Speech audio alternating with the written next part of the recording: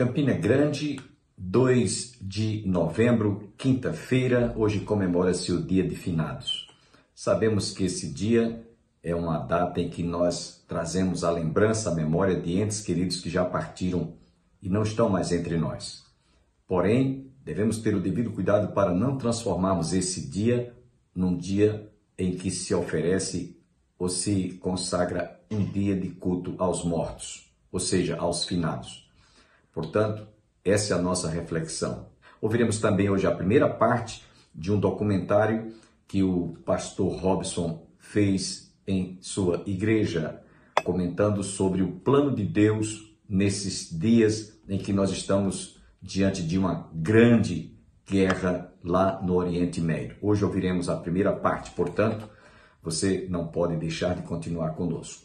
Continuemos orando pelo Estado de Israel para que Deus tenha misericórdia daqueles que estão entre as vítimas civis, pessoas inocentes, crianças, idosos, que não tem nada a ver com aquele plano sinistro, diabólico, maligno, que é de destruir ou de trazer um fim a todo o Estado de Israel. Esse é o plano dos terroristas, aniquilar Israel. Israel está lutando pela sua sobrevivência. Portanto, continue conosco, porque Deus vai falar ao seu coração através de todo este programa.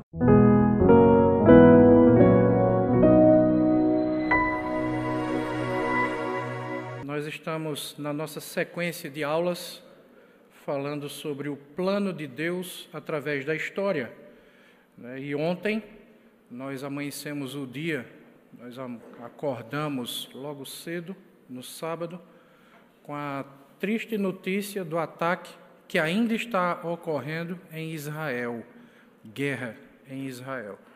E por isso, e também pela importância do assunto, o assunto histórico, o assunto bíblico, e pelo seu encaixe também dentro daquilo que nós estamos falando nesse curso que estamos dando aos domingos pela manhã. Hoje nós falaremos especificamente sobre esse conflito, entre aspas, que não é mais um conflito, agora é guerra, a guerra que está ocorrendo em Israel. Então, quero explicar para os irmãos um pouco do que está acontecendo ali, naquele lugar, o desenrolar dos eventos, diante daquilo que a gente tem acompanhado no noticiário. Esse é um assunto palpitante, mexe com muitas convicções, mexe com muitas paixões que tratam desse assunto, e nesse momento, se a gente coloca as paixões à frente, é muito ruim, porque isso vai impedir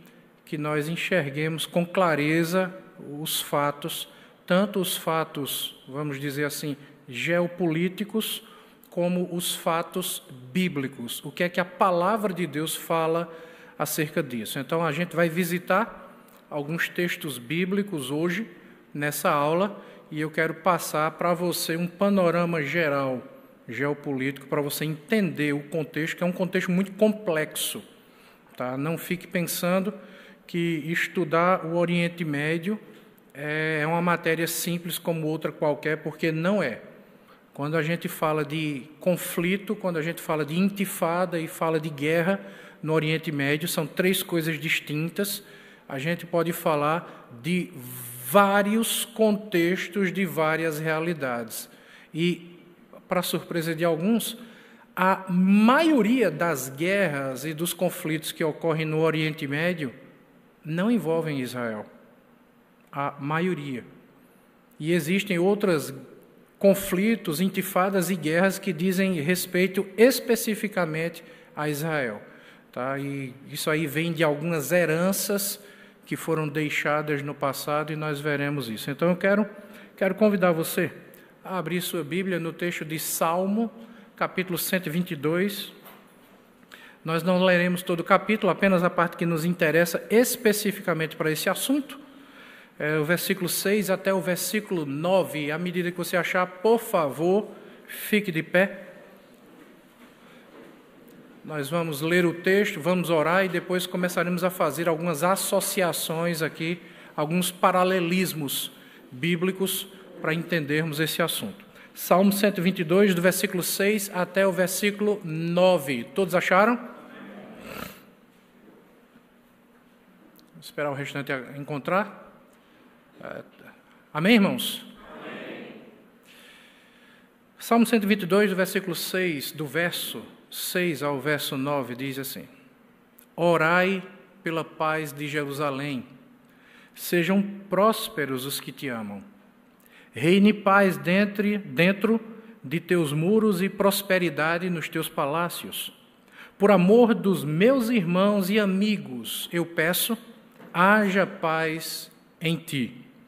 Por amor da casa do Senhor, nosso Deus, buscarei o teu bem. Vamos orar, irmãos?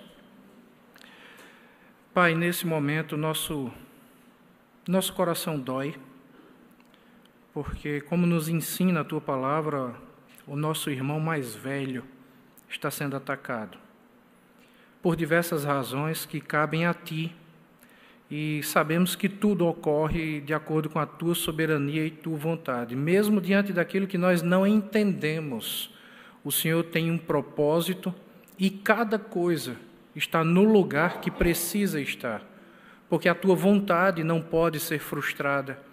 Aquilo que o Senhor determinou vai acontecer, mesmo através de meios que nós não sabemos, que nós não entendemos, que não temos condições de explicar, pelo menos no momento, pelo menos por enquanto. Por isso eu te peço, Deus, que haja dependência em nosso coração, que haja sensibilidade para ouvir a Tua voz, para entender o que o Senhor tem determinado, e que nós possamos não apenas compreender, mas que tenhamos o desejo de estar alinhados com a Tua vontade. Por isso eu te peço, fale conosco. Oramos em nome de Jesus. Amém. Podem sentar, irmãos.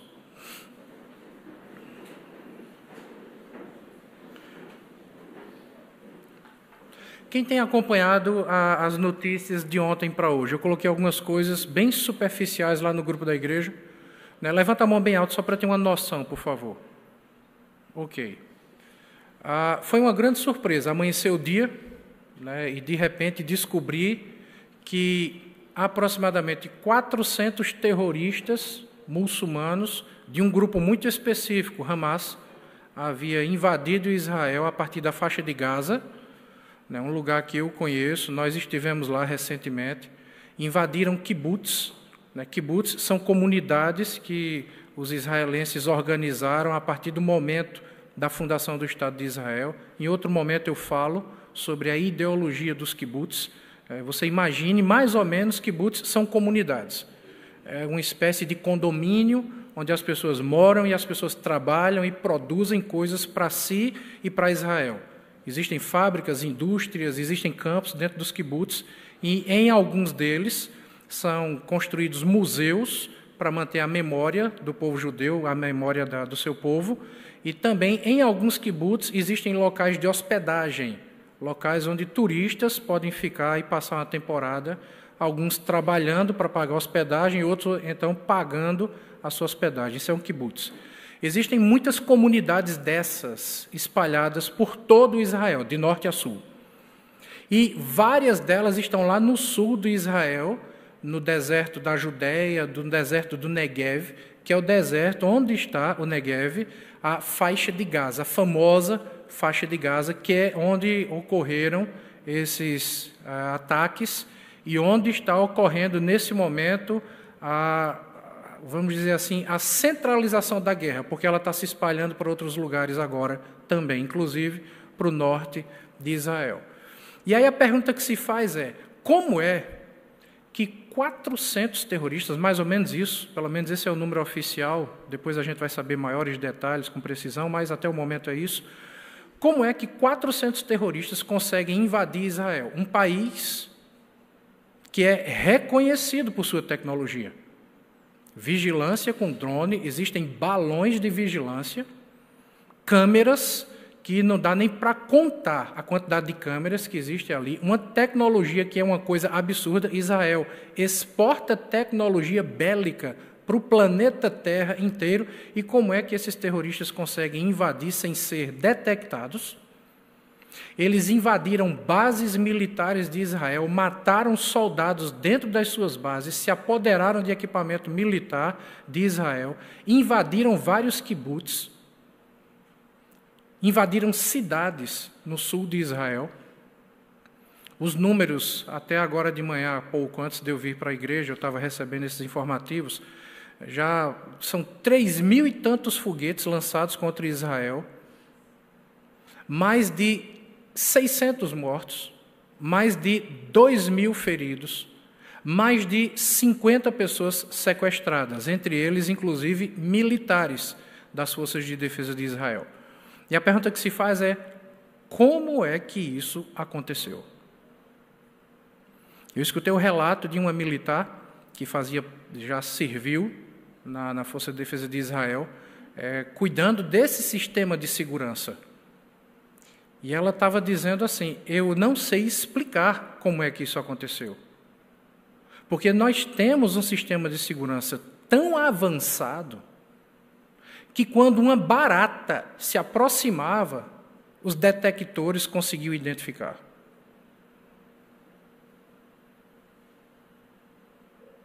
Então, por enquanto, essa é uma pergunta que não tem resposta. Então, já adianto para você, caso alguém tenha essa curiosidade, eu também. Na verdade, todo Israel, são 9 milhões de habitantes, todo Israel está querendo essa resposta. Mas não é o momento agora para buscar essa resposta, porque as forças têm que ser concentradas em resgatar os reféns que foram feitos, recuperar as cidades que foram capturadas e agora ir atrás desses terroristas para que isso não aconteça mais. Então, o foco do governo de Israel nesse momento é hoje. Nesse momento é esse. Tá? De ontem para hoje, o Conselho de Segurança de Israel se reuniu com todo o Knesset, né? É o parlamento de Israel, e foi declarado agora, eles acionaram o artigo 40 da sua lei e foi declarada guerra, oficialmente é guerra. Então não é mais conflito, não é mais combate ao terrorismo, e é por isso que eu coloquei aqui no título dessa exposição hoje de manhã, uma exposição sobre de forma destacada, terrorismo contra Israel, porque agora não está sendo mais tratado como terrorismo. Por quê? Quando se trata como terrorismo, está se tratando de um grupo que é contrário a você, você combate e ele recua e permanece lá. Agora chegou-se no nível máximo de tensão militar que se pode chegar. Então é um nível acima de combate ao terrorismo, que é guerra. E guerra, então, eu vou dar a definição para vocês agora de que se trata, não é apenas repelir o inimigo, é agora entrar no terreno do inimigo e eliminar o inimigo. Então, você imagine que se terrorismo é uma coisa ruim, a guerra é uma coisa pior. Então, agora a situação foi escalada para um nível acima de simplesmente combate, se é que se pode chamar simplesmente, tá? De combate ao terrorismo. E muita gente assustada, muita gente preocupada, e a Terceira Guerra Mundial? Não, não é a Terceira Guerra Mundial, tá? Não é a Terceira Guerra Mundial. Mas também não é algo simples. Isso aqui vai trazer consequências, e se as coisas continuarem do jeito que estão, vai trazer consequências para o mundo. Uma grande lição que a gente pode tirar disso é a atual guerra da Rússia com a Ucrânia, que afetou, inclusive, a economia mundial. Tá? Então, é bom a gente estar a par dessa situação em termos geopolíticos, mas também em termos bíblicos. Olha o que nos diz Mateus 24, versículo 6. Jesus já estava falando sobre todas essas coisas. Certamente ouvireis falar de guerras e rumores de guerras. Vede, o quê? O que é que está escrito? Não vos assusteis. E por que não vos assusteis? Mas ainda não é o fim. Não vos assusteis, né? Não entreis em pânico, em desespero, não há razão para isso. Tá? A própria nação de Israel, né, conhecendo o judeu como eu conheço, né, conhecendo Israel como eu conheço, a nação não está em pânico, o sentimento é outro, é um sentimento de tristeza pelo que aconteceu, mas não há sentimento de pânico. Tá?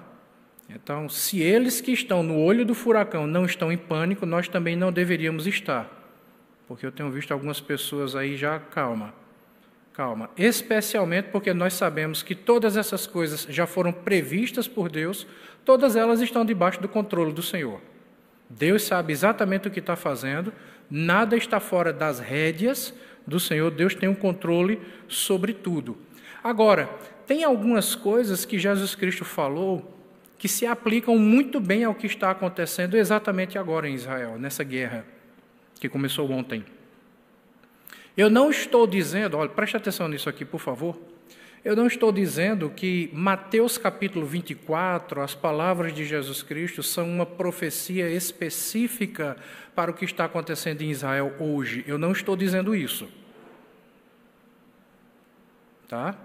Eu não vou aqui fazer nenhum espetáculo, nenhum sensacionalismo, para tirar proveito da Sagrada Escritura, tirar proveito de uma situação para chamar a atenção e criar aqui um circo, não. Não. Mateus 24 diz respeito a um contexto mais amplo, tudo, mas tem algumas coisas em Mateus 24, algumas dicas, algumas orientações que Jesus Cristo dá, que nos chamam bastante atenção, e que se encaixam como exemplo, como uma ilustração daquilo que aconteceu ontem em Israel. Por exemplo, você lê Mateus capítulo 24, o versículo 20, está escrito assim: orai para que a vossa fuga não se dê no inverno, nem no sábado. E ontem foi sábado, e foram atacados no sábado. Os judeus passaram a semana comemorando a festa do Sucote, conhecido como a festa dos tabernáculos. É o período do ano em que Israel recebe mais turistas. O país estava lotado de turistas. As pessoas com toda a sua atenção voltada para a festa do Sucote, que terminou no sábado. E o que é que acontece no sábado? Sábado, o Shabat, é o dia sagrado para o judeu. É o dia que ele dedica inteiramente para adorar, para cultuar ao Senhor.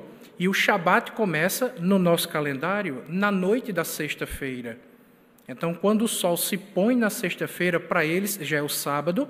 Então, muitos passam a noite inteira reunidos, cultuando, louvando. Em alguns casos, a noite inteira bebendo. E quando amanhece o dia, eles estão ali, por assim dizer, mortos de cansados.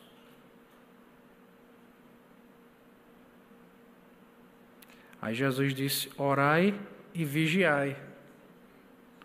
Às vezes as pessoas se preocupam demais em orar, e eu não estou dizendo que é errado, mas esquecem de vigiar.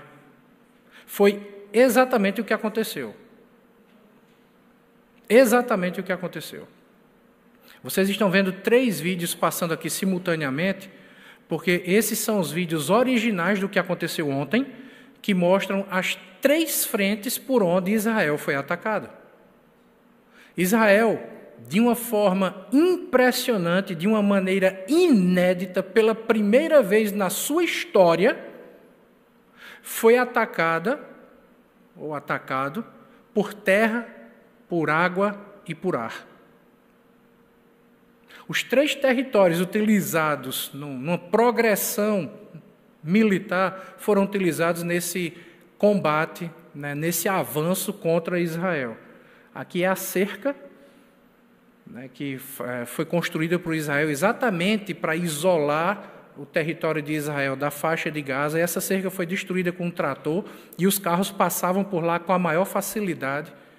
Barcos saindo da faixa de Gaza e entrando no território de Israel. Você vê aqui agora as forças de Israel revidando, atacando, destruindo esses barcos. E, pasmem, os terroristas haviam feito treinamento, né, com o uso de parapente, né, o paraglider.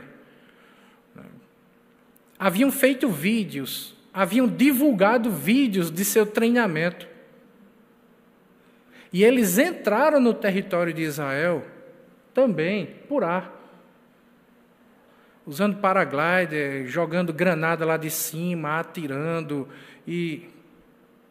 Então perceba que foi uma ação militar extremamente organizada.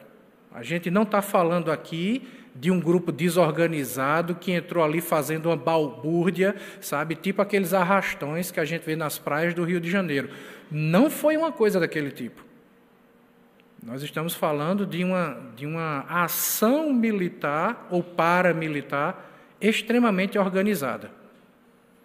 Aqui pegou todos de surpresa. Agora, isso levou agora, nesse momento, Israel à sua 8ª guerra na sua história. Eu estou falando do Estado moderno de Israel, desde sua fundação em 16 de maio de 1948.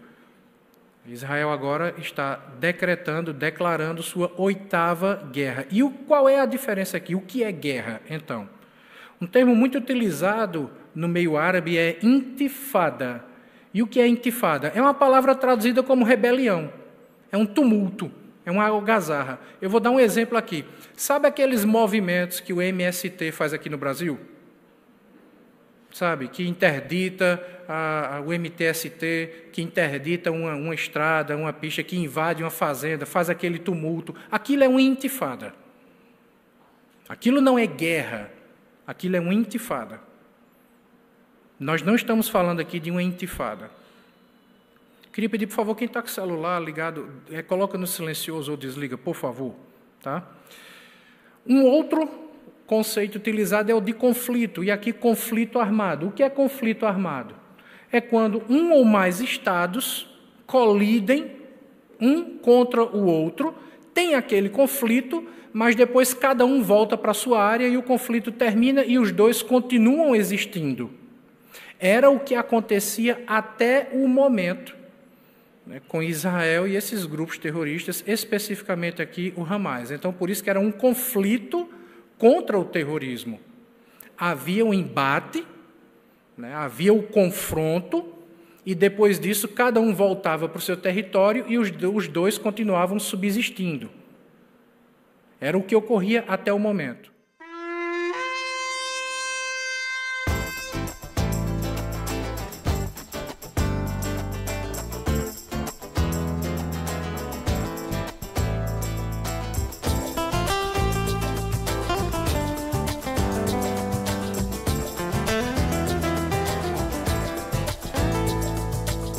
Los tomaré de las naciones, los recogeré de todas las tierras, todos tus pecados limpiaré, y a vuestro país os traeré, quitaré el corazón de piedra, y os daré un corazón de carne.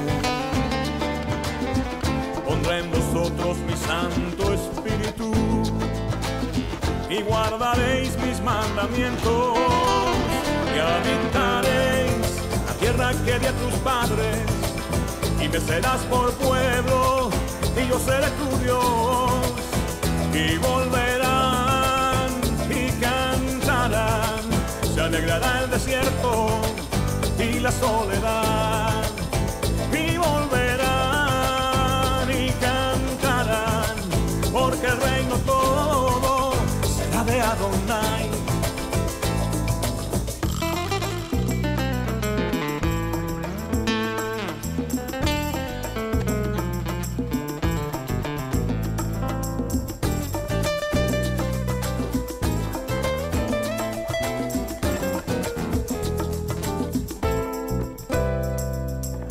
No tendrán más hambre ni sed,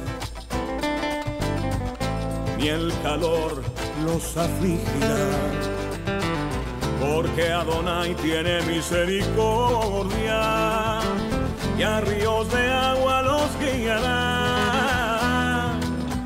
Y todos los cautivos de Jerusalén que fueron expulsados de Sefarad, las ciudades del Negev poseerán, y el reino todo será de Adonai.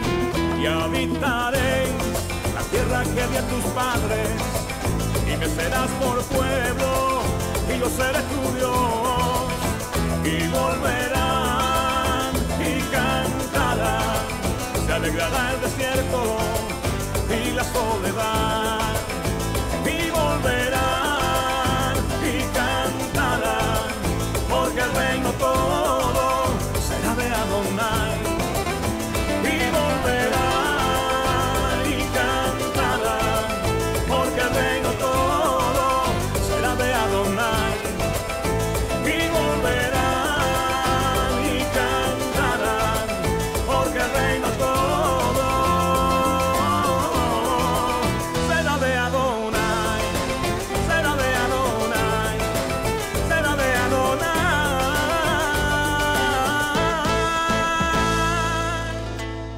Tenham todos um bom dia, um bom final de semana e até a próxima segunda-feira, se Deus quiser.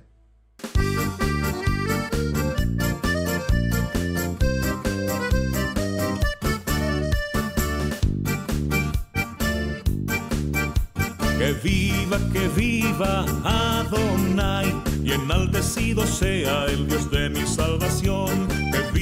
Que viva Adonai, y enaltecido sea el Dios de mi salvación.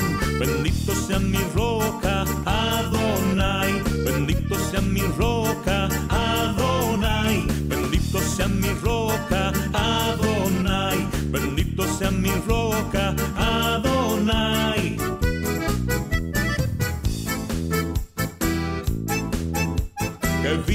Que viva Adonai, la la la la la la la la la la la la. Que viva Adonai, la la la la la la la la la la la la.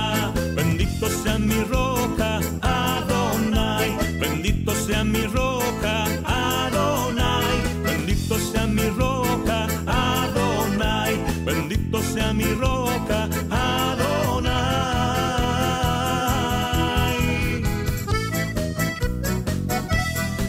Lo goy el goy jereb, lo himeduhot milchama.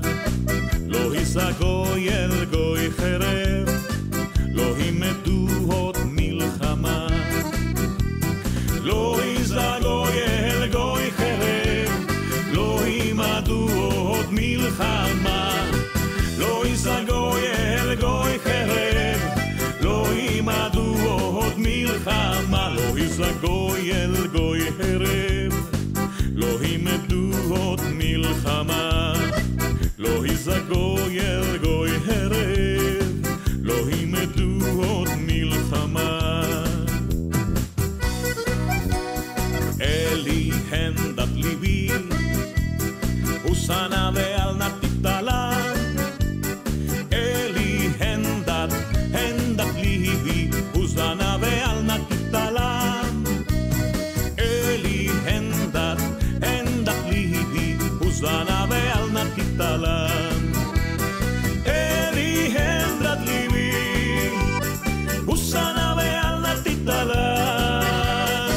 Ana Eli hendat libi, usana ve'al natitala. Ana Eli hendat libi, usana ve'al natitala.